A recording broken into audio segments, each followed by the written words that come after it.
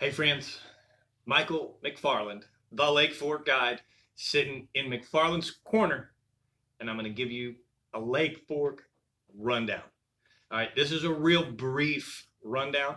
I have not been fishing a whole lot, as I said I would not in December and January. But I fished just enough, and I'm able to still gather some intelligence that may help you if you are still fishing on fork. So, as we always do, let's talk about the lake itself.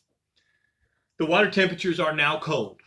Last week and a half's worth of cold weather, cold nights. We've had a pretty substantial cold front or two come through. We have now got the water temperatures in the 54 to 56 degrees.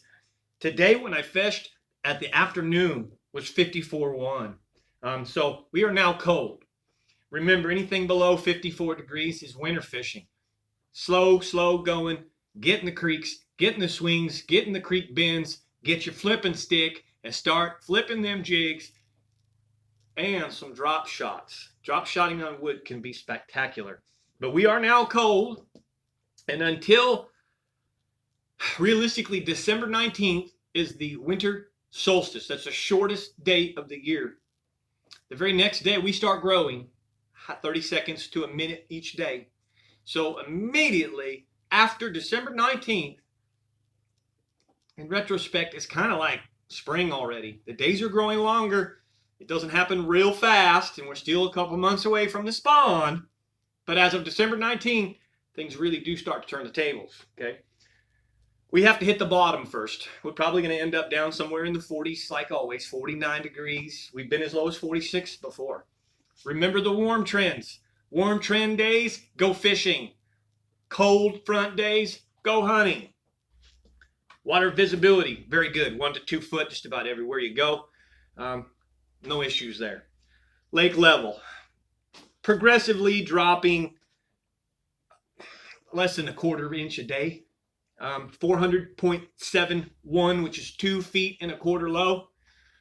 406.7 Tuesday, 406.6, 406.4. We're hardly using or dropping any water at all. Okay, pretty relatively stable conditions. Again, not to be redundant, but it's gotten cold. Generally, once it gets cold like this, I like to fish 2 different ways. As I've discussed, the creek swings with jigs and drop shots, and the shallow, warm trending areas, flats, etc. I will tell you that today it was brutal. It was really tough. I heard grapevine yesterday. Most everybody zeroed. Hey, it's winter fishing. Don't be afraid to fish Lake Fork in the winter. Set yourself up comfortably so that you're not cold. Make sure you have enough food, drinks, and things to keep you warm on the lake. And go fishing for one bite. Lake Fork's the greatest lake of all times for big bites. All right? I don't mean it's the best fishery in the whole world, but big fish-wise, it's the best fishery in the whole world. All right? So the thing I do want to tell you is this. Here's the tip.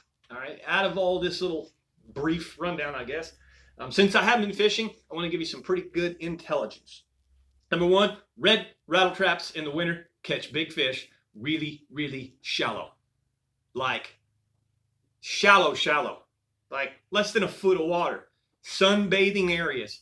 Don't worry about bait. Don't worry about birds. Just chuck and wind a red rattle trap in sun-banked, calm, warm trend areas.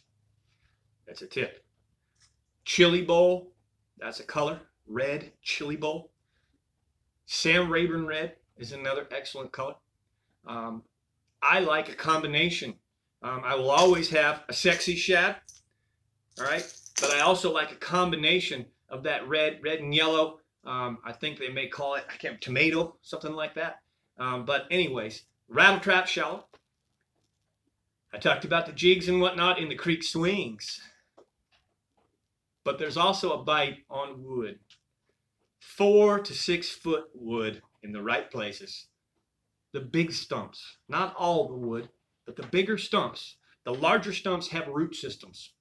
So when you're going along these banks and these shorelines and these channel swings, since the lake is lower, it's 2.25 feet low right now, we can actually see the stumps, which allows you to target, if you don't have the Garmin Live Scope, you can target and fish more efficiently, pitching your drop shot or pitching your jig. Preferred, but for me, the sand tone rattling jig now. We get off of the football, we throw the rattling jig. Black and blue is hard to beat.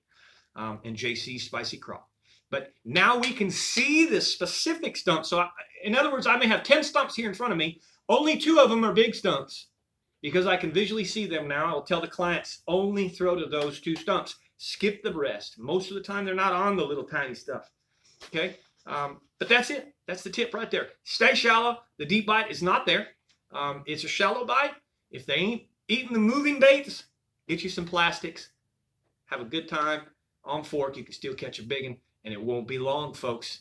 Someone's going to have a share lunker because that season is now open. November through April is share lunker program time. If you're looking to get after one of those, you want to chase and pursue one of those. It's like big buck hunting. You don't get the big buck every time you go, but if you go about it right, your odds increase, and one day you will.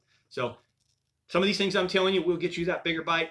Places like Northeast Glade pasture, Glade itself, anywhere again in those shallow backwaters, all the way up in Little Caney, for example, can warm trend 10 to 20 degrees.